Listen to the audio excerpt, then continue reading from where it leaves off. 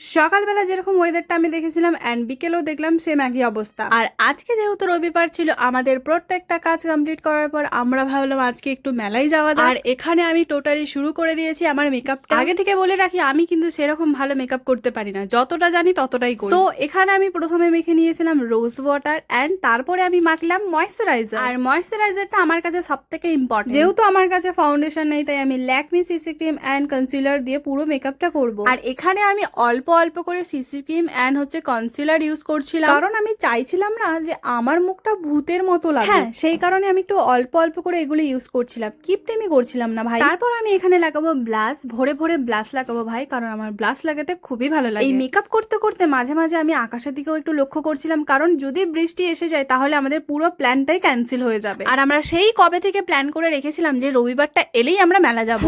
আর এদিকে ব্যাস আমার মেকআপটা শেষ হতে না হতেই বৃষ্টিটা চলে এলো। তারপর আর কেউ আমাকে ফোন করে বললো, ভাই ঘুমিয়ে পড়, বৃষ্টি আরম্ভ হয়ে গেছে। ওর এই কথা শুনে আমার একটু রাগ হলেও কিন্তু কিছু করার নেই ভাই, বৃষ্টি হলে তো আমার বাড়ির লোক তো বেরোতেই দেবে না, আর ওর বাড়ির লোক তো বেরোতেই দেবে না। তারপর আর কি, ও যেহেতু এই কথাটা বললো সেই কারণে আমি মেকআপটা রিমুভ করতে বসে পড়লাম। রাগকে কন্ট্রোল করে আমি নিজের মেকআপটা রিমুভ করি টোটালি। তারপরে ঠিক 10 মিনিট পর মহারানীর কল আসে। তারপর আর কি ওর কলটা আমি রিসিভ করি। রিসিভ করার পর ও বললো, ভাই তুই কোথায় আছিস, এখনো পর্যন্ত কি তোর সাজগোজ শেষ হয়নি? সিরিয়াসলি ওর এই কথা শুনে আমার মনে হচ্ছিল যে আমি কাঁদবো না হাসবো। তারপর আর কি ওর এই কথা শুনে আমি আবার মেকআপ করতে বসি। যাই পারে হোক, ভিডিওটা এখানেই শেষ করলাম, আর দেখা হবে নেক্সট কোনো ভিডিওতে, নয় মেলার ভিডিওতে। তো চলো, বাই বাই।